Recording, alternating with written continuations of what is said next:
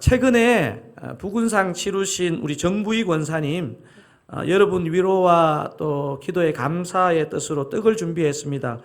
아마 지금 이 시간이 되게 이제 빈자리가 크실 그 권사님께 시간인데요. 보시면 꼭 안아주시면 좋겠습니다. 하나님께서 오늘 우리에게 주시는 하나님의 말씀은 시편 22편입니다. 시편 22편 1절에서 6절까지 말씀을 보려고 하는데요. 제 성경은 구약 817면입니다.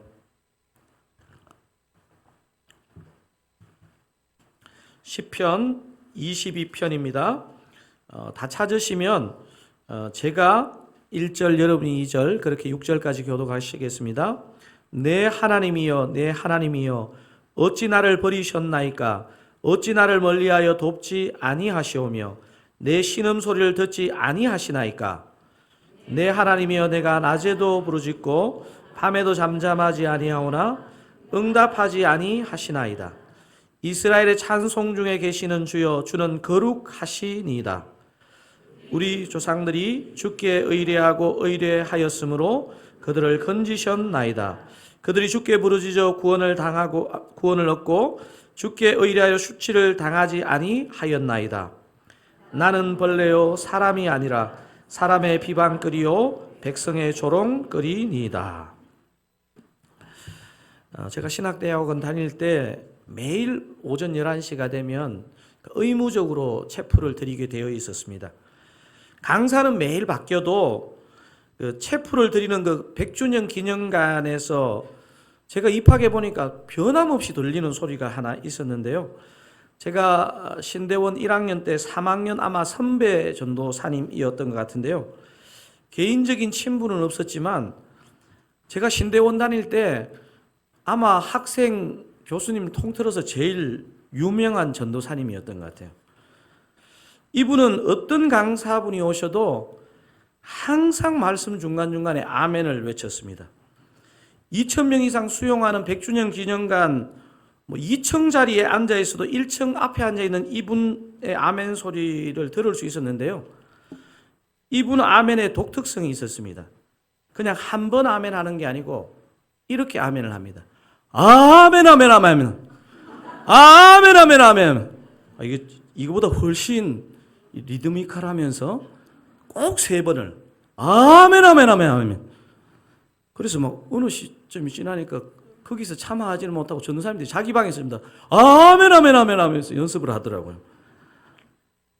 사실 저는 말씀 집중하는데 한동안 방해가 좀 되었습니다.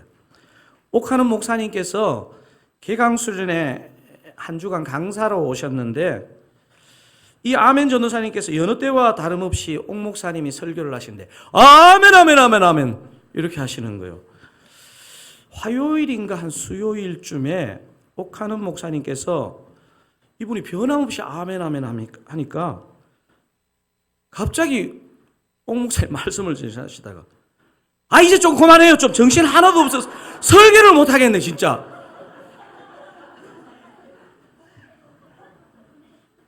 옥 목사님이 그 까랑까랑한 목소리 아시잖아요. 막 진짜 100주년 기념관이 떠나가도록. 저를 포함한 신대원 학생들은 그날 호통 이유가 더 염려가 되었어요. 우리가 막 점심을 먹으면서 그랬어요. 이 아멘 전도사님이 그 다음 아멘을 할까 말까. 그러면서 막 옥 목사님이 막 또 은혜를 막 뿜을 때 더 불안한 거예요. 막 아멘 일이 나올까 봐. 그럼 옥 목사님은 어떻게 하실까? 퀴즈. 그 이후 옥 목사님 수련회 집회 인도하실 때 아멘 전도사님께서 과연 아멘을 하셨다. 공표. 아멘 하지 않았다. X표. 공표 이렇게 얘기하시는 분들 고집이 있으신 분들이네요. 옥 목사님 그 정도 호통치는데 아멘 하기가 쉽지 않아요. 근데 옥 목사님은 잊고 설교하시는 것 같고 아멘 전도사님은 그냥 지내시는 것 같은데 나머지 2,000명의 우리 전도사가 불안한 거예요. 이 느낌 아세요? 근데 놀라운 것은요. 금요일날 오전 집회할 때까지 그 이후로 아멘을 전혀 안 하시는 거예요. 제가 너무 놀랐습니다. 그리고 우리가 막 가면서 막 이게 신대원은 좀 루틴하기 때문에 재미가 없잖아요. 막 그걸 화제 삼으면서 와 드디어 아멘 전사님이 아멘을 안 하셔 막 이러면서 막 주말과 주일 사역을 마치고 이제 그 다음 화요일 채플에 돌아왔거든요. 평소에는 예배 집중에 사실 좀 방해가 되는 면이 있는 그 아멘 전도사님의 아멘 소리가 살짝 그리운 거예요. 이거 졸려줘야 되는데 코 고는 사람이 옆에 있어야지 잠을 자는 것처럼. 그리고 화요일 채플이 시작되었습니다. 채플 시작이 몇 분도 안 되어서 아멘 아멘 아멘 아멘 나오는데 우리가 다 웃었습니다. 전교생이. 그러면 그렇지. 사실 예수 믿지 않는 사람들은 예수 믿는 저와 여러분을 볼 때 이렇게 아멘에 가까운 이런 것들을 보면요, 생각이 없는 것이 아닌가, 도대체 무슨 생각을 하면 사나, 이런 느낌을 가지는 것 같아요. 요즘 드라마에 정말 많이 나오는 장면이, 제가 보니까 이 드라마마다 보니까 좀 핫한 드라마의 특징은 꼭 보면 교회에서 그 나쁜 사람이 꼭 예배에 등장해서 이렇게 아멘하고 있고 막 그러잖아요. 여러분, 내일부터 시작하는 가을 특세의 주제가 뭐죠? 여호와는 나의 목자시니. 이미 1절 거의 다 외우셨네요. 첫날 외우도록 하겠습니다. 여러분 표정이 이제 안 올 때가 됐다. 온라인이다. 시편 23편 1절 한번 우리 큰 소리로 자막 보시면서 한번 읽어보도록 하겠습니다. 여러분 외우실 때 좀 조심하셔야 되는 게, 이게 아마 오래전부터 외우셨던 분은 한글 개역에 익숙하다 보니까 개역 개정으로 바뀐 부분으로 덜 익숙한 경우들이 있는 것 같아요. 통일은 개역 개정으로 하도록 하겠습니다. 자, 23편 1절을 한번 읽어보도록 하겠습니다. 여호와는 나의 목자시니 내게 부족함이 없으리로다. 사랑하는 가족 여러분, 23편 1절을 딱 읽으시면 어떤 마음이 제일 먼저 드십니까? 여러분 솔직히 이런 마음이 싹 안 올라옵니까? 난 여전히 부족함이 있는데, 아니 솔직히 부족함이 너무 많은데 이런 생각이 드시지 않습니까? 예수 안 믿는 사람은 말할 것도 없고, 예수를 믿어도 현실에 대한 고민이 많은 성도님들은 시편 23편을 딱 읽으면 이게 은혜가 되기도 하지만 뭔가 가슴에 내 현실과 이렇게 딱 맞아 떨어지지 않는 것에 대한 부담이 있습니다. 참 신기하게도 오늘 우리가 살펴보실 시편 22편이 내일부터 살펴보게 될 그 특세 23편과 시편 23편과 바로 앞뒤장 아닙니까? 앞뒤장. 둘 다 다윗이 지은 시편입니다.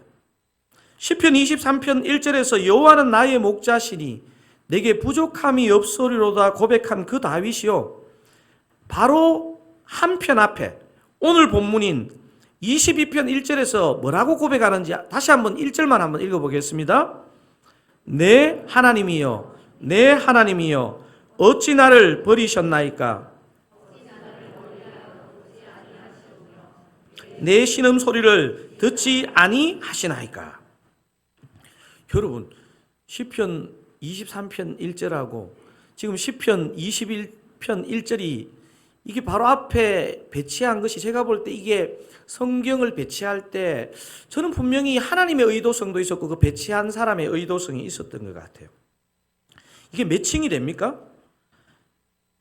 사실 1호 보건데 시편 23편의 그 고백은요, 그냥 우리가 단순히 생각하는 평화롭고 목가적인 환경에 다윗이 살았다는 걸 말해주는 게 아닙니다.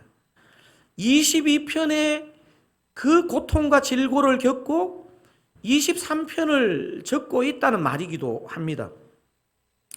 그래서 내일부터 살펴볼 시편 23편에 대한 제대로 된 이해를 하려면 오늘 22편을 한 번쯤 우리가 점검하고 넘어갈 필요가 있습니다.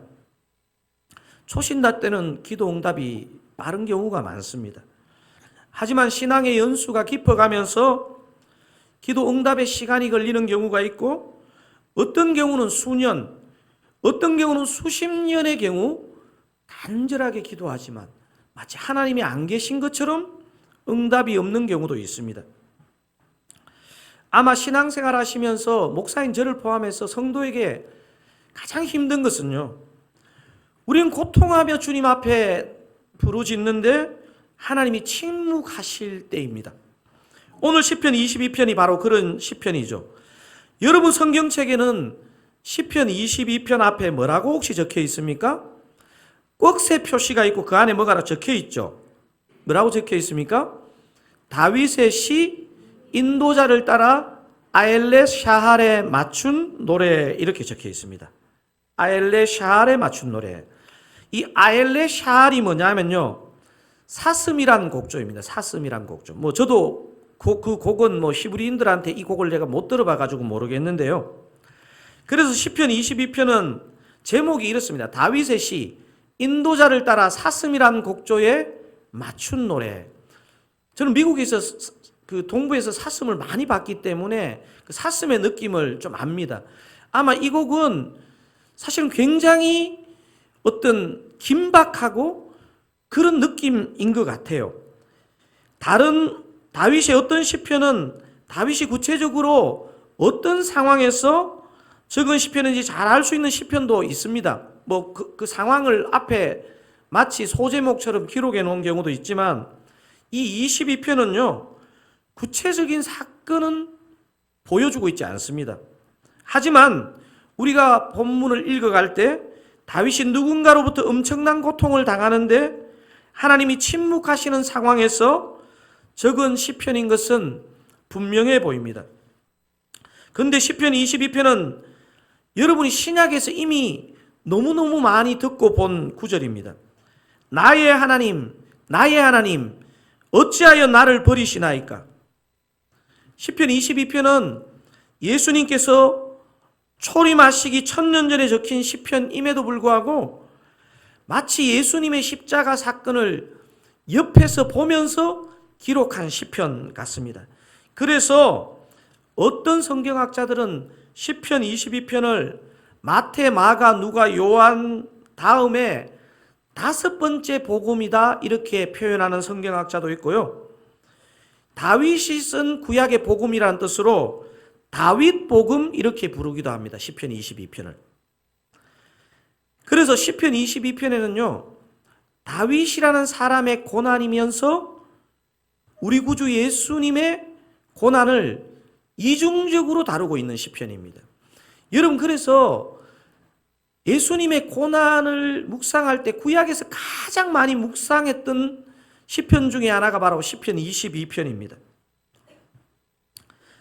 사랑하는 그 사랑가족 여러분, 여러분이 특별히 나태하게 신앙생활 하는 것도 아니고 특별한 죄에 내가 빠져 있는 것도 아닌데 하나님이 진짜 안 계신 것처럼 침묵하실 때를 경험하지 않나요? 정말 간절한 마음으로 기도하건만 전혀 응답하시지 않는 답답함을 여러분 경험해 보시지 않았습니까? 오늘 읽은 시편 22편의 저자인 다윗이 여러분 어떤 사람입니까? 하루에도 몇 번씩이나 하나님의 영광과 임재를 경험하고 찬송했던 믿음의 사람 아닙니까? 제가 옛날에 그런 얘기 들었던 것 같아요. 슈퍼컴퓨터로 미국 사람이 가장 존경하는 믿음의 인물 딱 하면 데이빗 딱 나온대요. 그게 어떤 통계에서 어떤 방식으로 했는지 모르겠지만 정말 믿음의 사람 아닙니까? 근데 이런 다윗에게 하나님이 이토록 철저하게 침묵하실 때가 있었다는 것입니다. 우리가 조금 전에 살펴본 것처럼 시편 22편은 다윗의 고난만이 아니고 예수님의 고난을 예언한 시편이라는 말씀을 드렸습니다. 부족한 우리나 또 인생인 다윗은 모르겠지만 성자 예수님에 대해서 성부 하나님이 이렇게 철저하게 침묵하실 수 있었냐 하는 것을요, 우린 비켜가면 안 되고 정말 철저하게 바라보셔야 됩니다.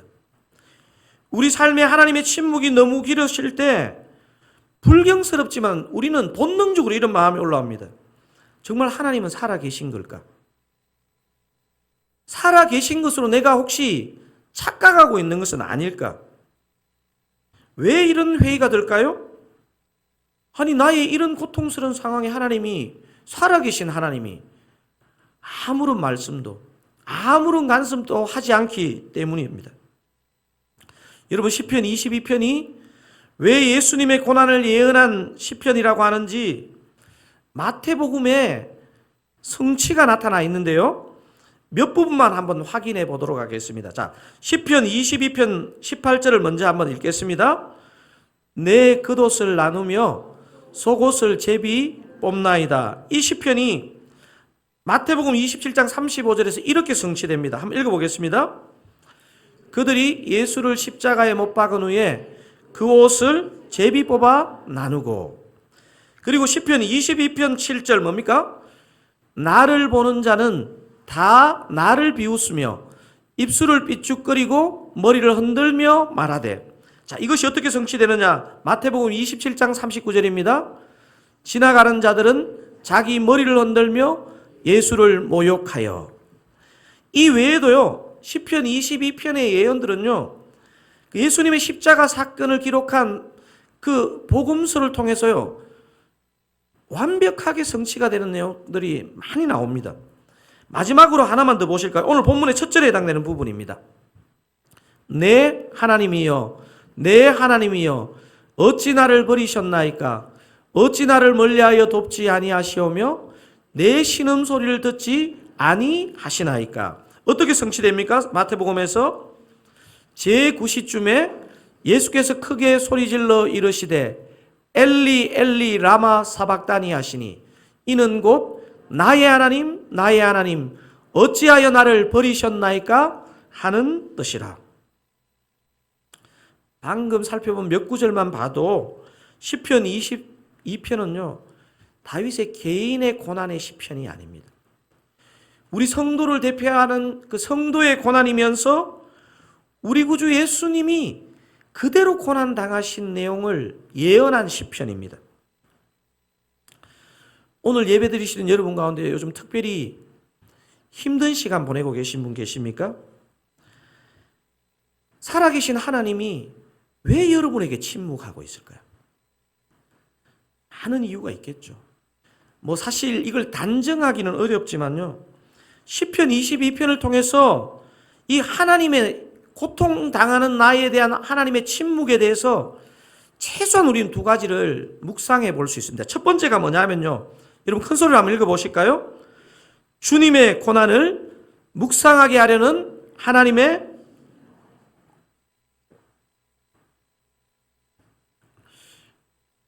주님의 고난을 묵상하게 하려는 하나님의 뜻이 그 안에 분명히 들어 있습니다. 우리 삶의 이유를 알 수 없는 고난이 찾아오고 하나님을 찾아도 하나님 계속 침묵하실 때 이게 무엇을 말할까요? 하나님이 안 계시기 때문일까요? 하나님이 우리를 버리셨기 때문일까요? 하나님은 우리 같은 존재를 그냥 하찮게 여기시기 때문에 그런 현상이 벌어질까요? 아니요. 당신의 아들을 희생하신 분인데요. 우리 삶의 고난의 이유, 그에 대한 하나님의 침묵의 이유가 다양할 것입니다. 속단할 수 없습니다. 그런데 분명한 이유 하나는 고난 겪는 우리로 하여금 우리를 대신해 고난 당하셨던 주님의 고난을 묵상하게 하라는 뜻이 간에 들어있는 것입니다. 그게 시편 22편에서 굉장히 중요하게 말하고자 하는 부분입니다. 우리의 고난이 그냥 내가 고생하는 거지가 아니고 나의 이 고난을 통해서 주님의 고난을 묵상하고 그 고난에 동참하는 이 일 정말 놀라운 일 아닙니까? 보통 성육신을 신비라고 부르는데요. 하나님이 사람이 되신 사건, 그 성육신을 신비의 사건이라고 말합니다. 하지만 오늘 본문을 보면요. 예수님이, 하나님이 단순히 사람만 되신 게 아니고요. 들여다보면요. 사람 취급을 못 받았다는 것을 우리가 정확하게 관찰하셔야 됩니다. 여러분 읽었던 22편 5절은요. 다윗의 고백이면서 우리 예수님의 고백입니다. 여러분 5절을 한번 읽어보겠습니다.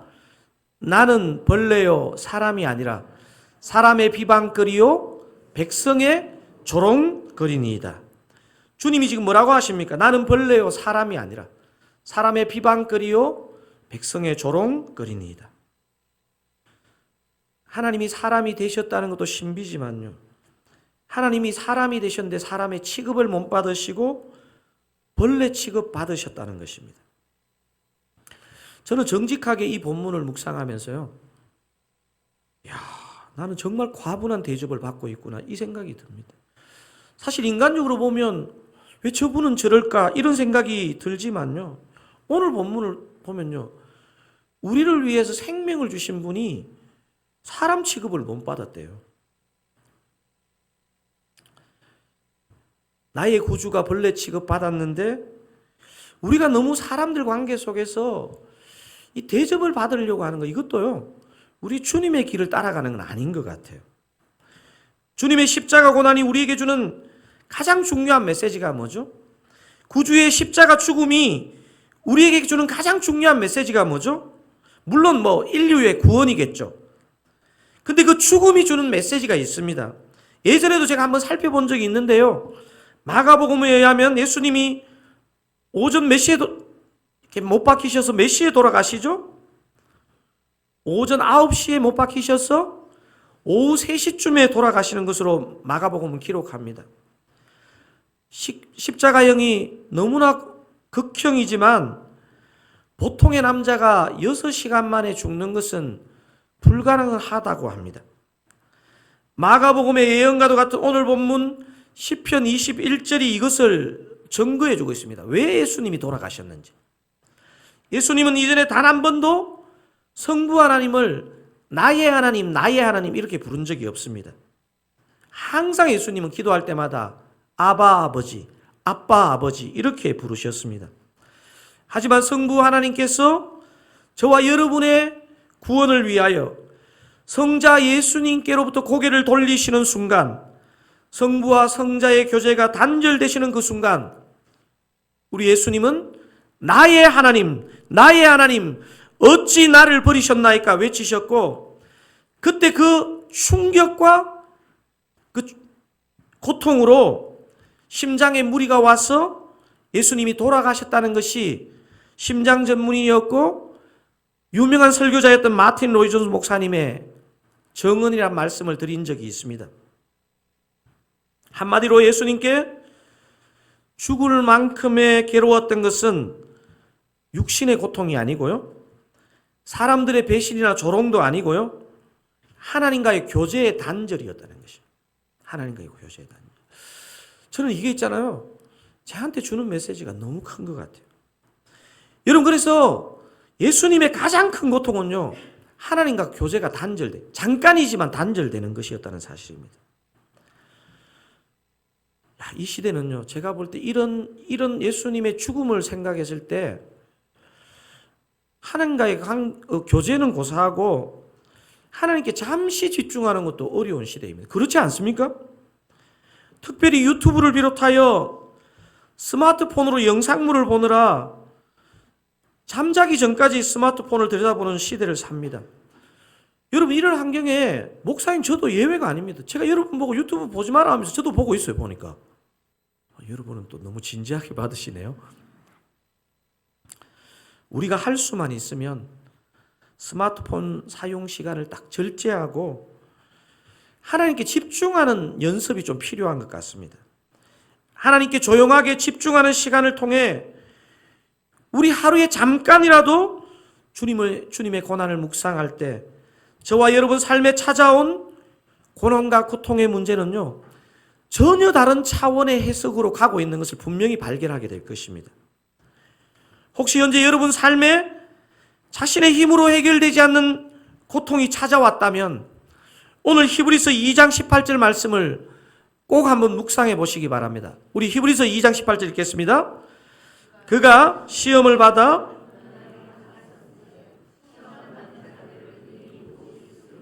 한 번 더 읽어볼까요?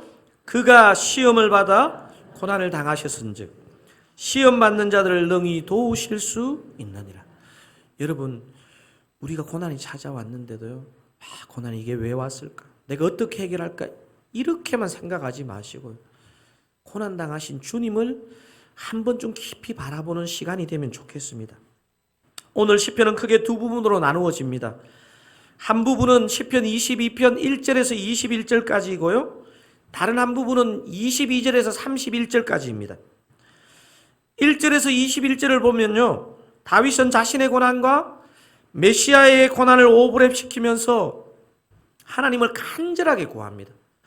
아마 분명하게요, 시대는 다윗이 먼저 살았지만 영적인 눈을 열어서 하나님의 아들 메시아가 그 고난당하는 것을 분명히 묵상했던 것 같습니다. 그게 기록이거든요. 자신의 기록이면서 우리 메시아가 당할 기록이거든요. 그리고 하나님께 힘을 내어서 간절하게 기도했습니다. 그리고 완전히 새로운 사람이 됩니다. 여러분, 이거 아셔야 됩니다. 우리 안에 있는 이 잠재력은요, 무궁무진합니다. 우리가 인생을 끝내야 되겠다 그런 비참한 마음을 갖기도 하고요, 바로 몇 분 후에 내가 힘을 내서 살아야지 이런 마음을 갖기도 합니다. 주님의 고난을 묵상한 자, 그래서 다시 하나님을 부르짖은 자는요, 영적으로 완전 다른 사람이 됩니다. 여러분, 22절부터 31절까지의 다윗은요, 21절까지의 그 다윗과 전혀 다른 사람입니다. 저는 사실 믿음이 약할 때 이런 성경을 읽을 때 어떤 생각이 들었냐면, 예수 믿는 사람은 조울증 있나? 뭐 이렇게 극단적이야. 근데 이게요, 성경이 얘기하는 놀라운 하나님의 임재의 놀라움입니다. 그래서 하나님이 나의 삶에 침묵하시는 이유 첫 번째가 뭐였습니까? 주님의 고난을 묵상하게 하려는 하나님의 뜻입니다. 두 번째 중요한 뜻이 이 안에 들어있습니다. 큰 소리 읽겠습니다. 고난당하는 나로 하여금 다른 고난당하는 자들을 위로하려는 하나님의 뜻입니다. 아멘입니까?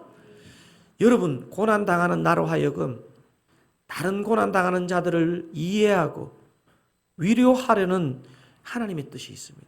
제가 보니까요, 고난당한 자가 믿음으로 극복하면요, 그 사람에게는 반드시 사명이 주어집니다. 여러분, 22절에서 24절을 통해서 다윗이 처음에 그 1절을 고백한 다윗이 맞는지를 한번 생각해 보면서 시편 22편 22절에서 24절까지 한번 읽어보겠습니다. 내가 주의 이름을 형제에게 선포하고 회중 가운데서 주를 찬송하리이다. 여호와를 두려워하는 너희여, 그를 찬송할지어다. 야곱의 모든 자손이여, 그에게 영광을 돌릴지어다. 너희 이스라엘 모든 자손이여, 그를 경외할지어다. 그는 공고한 자의 공고를 멸시하거나 싫어하지 아니하시며 그의 얼굴을 그에게서 숨기지 아니하시고 그가 울부짖을 때에 들으셨도다. 아멘입니까? 여러분, 22절 다시 보십시오. 내가 주의 이름을 형제에게 선포하고 회중 가운데서 주를 찬송하리이다. 여러분, 나의 고난을 해석한 사람, 주님의 고난을 이해한 사람은요, 절대로 내 혼자 그냥 열심히 살아가지 않습니다. 내가 주의 이름을 누구에게 선포하고요? 형제에게 선포하고 회중 가운데서 주를 찬송하리이다. 23절 뭐라고 기록되어 있습니까? 여호와를 두려워하는 너희여, 그를 찬송할지어다. 야곱의 모든 자손이여, 그에게 영광을 돌릴지어다. 너희 이스라엘 모든 자손이여, 그를 경외할지어다. 이게 지금 1절에 하나님이 왜 나를 버리셨나 했던 그 다윗 맞습니까? 고난을 경험한 자, 그것도 고난 가운데 하나님의 침묵을 경험한 자는요, 먼저 주님의 고난을 묵상하게 될 때 그것으로 끝나지 않는다는 것입니다. 고난 당하는 자는 그렇지 않은 자가 가지지 못하는 놀라운 능력이 그 안에 부여되는데요, 다른 고난 당하는 자들을 생각한다는 것입니다. 다른 고난 당하는 자를 위로하고 일깨우는 사명이 그에게 주어지는 것입니다. 그래서 고난을 아는 저와 여러분은요, 상처 입은 치유자. 뭐라고요? 상처 입은 치유자. 우리 옆에 분에게 당신은 상처 입은 치유자입니다, 이렇게. 아멘입니까? 우리 중에 누가 상처가 없는 사람이 있습니까? 분당 우리 교회도, 드사랑교회도 가을 특세는 항상 추석 한 주 전에 그렇게 했습니다. 양력 기준으로 하면 이번 추석은 예년보다 상당히 빠른 것 같아요. 담임 목사로서 내일부터 이제 2023년 특세를 준비하면서 많은 기도 제목이 있지만 크게 두 가지의 기도 제목이 생깁니다. 하나는요, 힘든 시간을 보내고 계신 우리 성도님들 진짜 은혜 받으시면 좋겠다. 이게 가장 첫 번째 기도입니다. 정말 여호와는 나의 목자시니가 우리 성도님들 삶의 그 영혼에 그대로 임하는 은혜가 있기를 기도합니다. 정말 할 수만 있으면 할아버지, 아버지, 자녀 세대가 함께 새벽을 깨워 주님을 뜨겁게 예배하기를 원합니다. 할 수만 있으면 우리 다락방의 순원들이 함께 현장에서 예배 드릴 수 있기를 원합니다. 그래서 각자의 몸부림으로는 해결하기 힘든 그 막혀있는 문제들이 교회적으로, 가정적으로 다락방 가운데 뻥 뚫리는 은혜 역사가 있기를 그렇게 소원하고 기도하고 있습니다. 그래서 한 분이라도 더 이 현장에서 뵙기를 소원합니다. 또 다른 하나의 기도 제목이 있습니다. 특세를 통해 받은 은혜를 안 믿는 가족, 안 믿는 친척, 안 믿는 이웃과 지역에 흘려보내는 은혜가 있게 하옵소서 기도하게 됩니다. 저나 여러분이나 우리의 삶만 들여다보면 아멘만 있는 거 아니지 않습니까? 정말 여전히 해결되지 않는 고통과 고난과 문제들이 있습니다. 그래서 이번 특세에 진짜 여호와는 나의 목자시니가 내 심령에 뚫고 들어와야 됩니다. 하지만 우리만 은혜 받는 것으로 그치지 않기를 저는 기도하고 있습니다. 드사랑교회는 분당 우리 교회 미셔널 처치의 정신으로 세워진 미셔널 처치입니다. 그래서 우리 드사랑교회도 미셔널 처치가 진짜 되어야 됩니다. 상처 입은 치유자들의 교회. 그래서 특세에 받은 은혜를 어떻게 흘려보내면 좋을까? 사실 고민이 됩니다. 일단 특세의 은혜 많이 받으시고 그 은혜의 여세를 몰아서 추석을 맞을 때 분명히 안 믿는 식구들, 친척들 만날 것 아닙니까? 그럴 때 갑자기 막 특세 때 은혜 막 받았다가 이분들 보니까 짜증이 나네? 이러지 마시고요. 내가 뭐 조금이라도 더 할 수 있는 것은 없을까를 좀 생각하시면 좋겠습니다. 은혜 받은 우리가 작은 무엇이라도 식구들, 친척들, 이웃들에게 흘려보내는 이 시기가 되면 좋겠습니다. 그래서 우리에게도 여전히 삶의 고통과 고난의 문제가 없지 않지만 고난당하신 우리 주님을 바라보시고 그 주님이 우리에게 부어주신 그 사랑을 기억하면서 우리 주변으로 흘려보내시는 그 미셔널 라이프에 다 쓰임받으시는 저와 여러분 다 되시기를 주님의 이름으로 축원드립니다. 우리 찬양하